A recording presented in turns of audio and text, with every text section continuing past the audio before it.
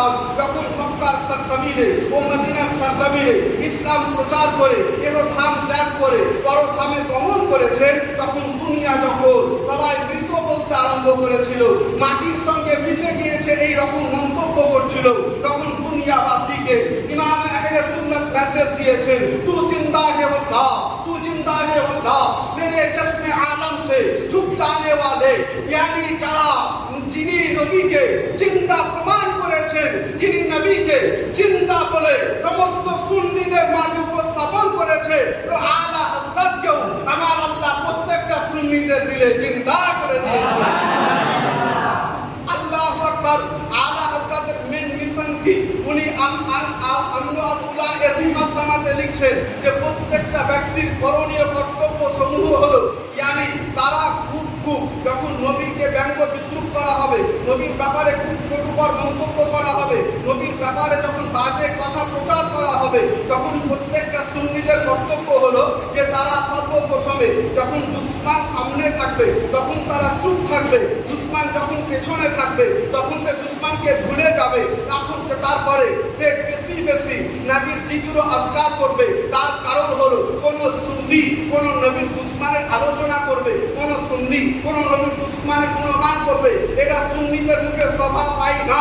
তার কারণ আলা হযরত বলছে আমাদের মুখে যে জবানটা আছে, জহান মে জবাব तुम्हारे लिए हम आए यहाँ, तुम्हारे लिए हम उठे भी वहाँ, तुम्हारे लिए।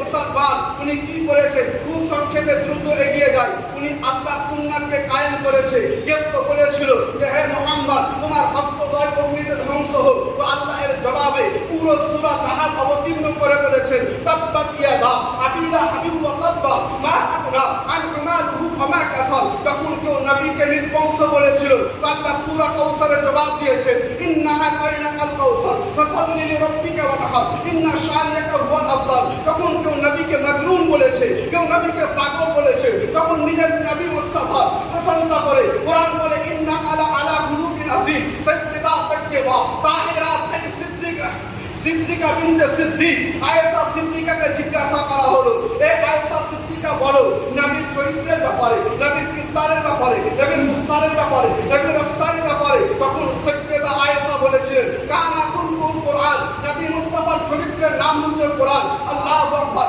নবী আল্লাহকে জিজ্ঞাসা করলাম ইয়া আল্লাহ তুমি নবীর চেহারার ব্যাপারে বলো, তো কোরআন বলে ওয়াদুহা। নবীর চুলকে মুবারকের ব্যাপারে বলো, তো কোরআন বলে ওয়াল্লাইলি ইযা সাজা।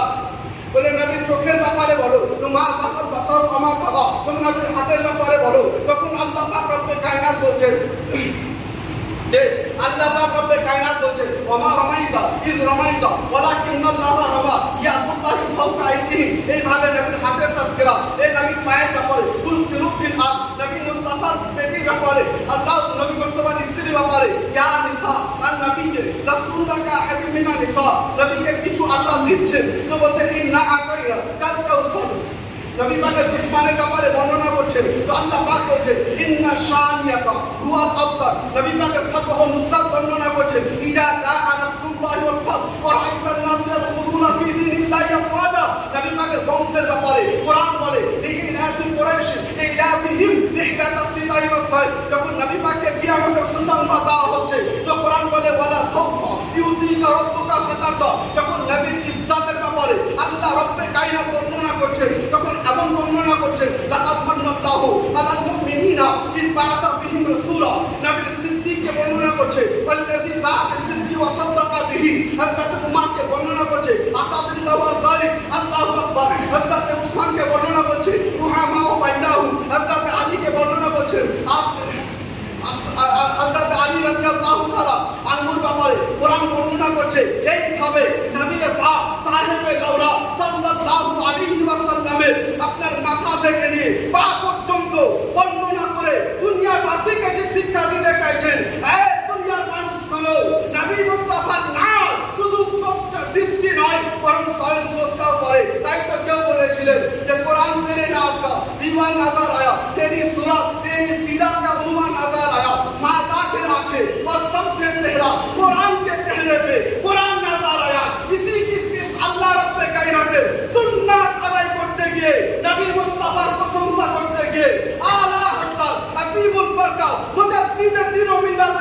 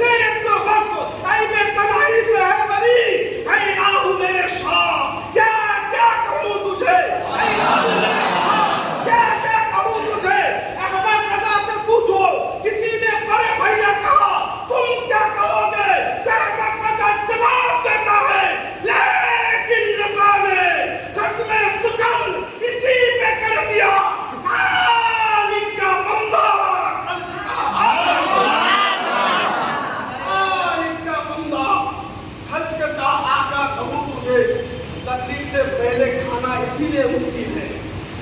एक आगे खेल